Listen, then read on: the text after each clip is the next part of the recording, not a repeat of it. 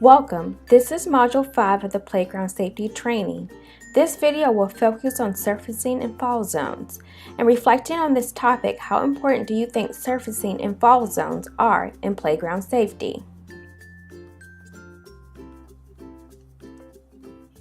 Nationally, nearly 70% of playground-related injuries are from falls. These fall injuries are results of two factors: the height of a child's fall and the surface the child falls upon. In order to prevent these injuries, child care centers should provide soft, resilient surfaces under and around the stationary playground equipment. Look at these three pictures.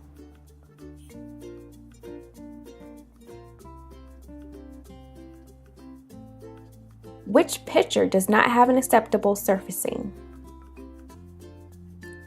If you answered all, then you are correct.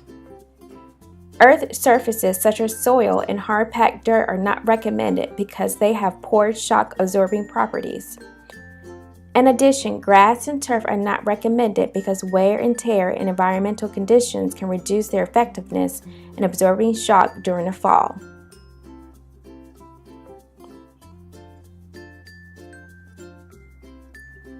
We most often forget to look at playground surfacing as an important component for playground and child safety, but most playground safety research has identified soft surfaces or surfaces that are acceptable for use under and around play equipment because they absorb the force or impact of a fall.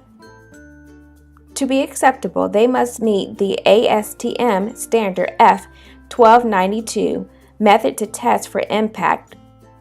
Some surfaces meet this standard, including wood mulch, double-shredded bark mulch, engineered wood fiber, fine coarse sand, shredded tires, and pea gravel. Hard surfaces like asphalt, concrete, or bare ground are not acceptable for use under and around play equipment. For North Carolina licensed child care centers, pea gravel is only acceptable for playgrounds intended for use by 3-year-olds or older. What are some pros and cons that come to your mind when you think about surfacing? Surfacing is broken down into two categories: organic and inorganic.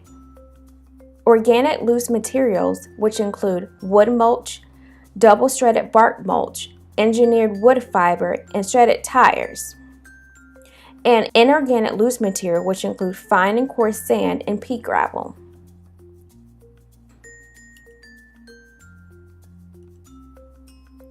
Organic pros.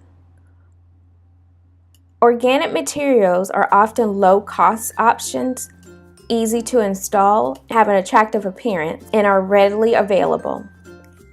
However, over time, they decompose or are subject to microbial growth when wet, compact over time, and can be spread easily. Inorganic materials have a low initial cost, they are easy to install, do not pulverize, and are readily available. However, these surfaces with normal use combined with dirt and other foreign materials may be swallowed, may conceal animal excrement, and may be blown away. So how much surfacing do you need? The general rule is the higher the equipment, the deeper the surface. The depth of the surface is based upon the critical height of the equipment, which is the maximum height a child may climb, sit, or stand on the play equipment. The critical height and the type of surfacing used in a playground will determine the acceptable surface depth that providers will need. Take a look at this chart to see how these depths vary from height and surface types.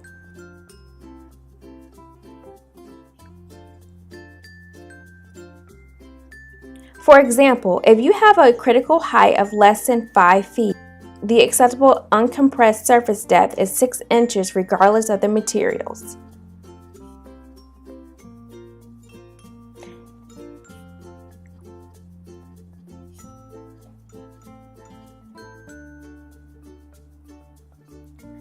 However, if your critical height is 8 feet, the acceptable depth varies. Wood mulch would require 9 inches while fine sand will require 12 inches. Surfacing at an appropriate depth should be placed around stationary equipment for a distance of 6 feet. This is called the fall zone. This means children should not park wheeled toys or move any portable climbers inside this area. Stationary equipment anchors in the fall zone must be covered with surfacing materials and not exposed. Fall zones may overlap in certain situations between 2 swing sets or around spring rockers. It is important to remember that in order for a fall zone to overlap, the equipment must be less than 30 inches in height. In addition, there are some special fall zones that you will need to take into consideration. These include 2-fro swings, tot swings with enclosed seats, and tire swings. Child care professionals should remember the swing seats are to be constructed from a soft, flexible material.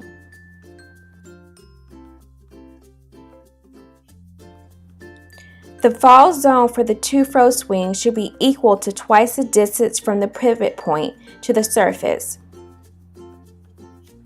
In this case, the distance to the surface is 8 feet, so the fall zone would be 16 feet. In calculating the distance, 2 times 8 equals 16. The fall zone for tot swing should be equal to twice the distance from the pivot point to the bottom of the swing seat. In this case, the distance from the pivot point to the bottom of the seat is 6 feet, so 2 times 6 equals 12, which means your fall zone would be 12 feet. The fall zone for the tire swing should be equal to 6 feet plus the measurement of the distance from the pivot point to the top of the swing seat. In this case, 6 feet plus 5 feet equals 11 feet. Although not covered with the NCDCDEE playground rules to minimize the likelihood of children being struck in a bay by a moving swing, it is recommended that no more than 2 single axle swings be hung in each bay of the supporting structure. It is also recommended that for younger children, playgrounds have separate areas for appropriately sized equipment and materials to serve their developmental levels.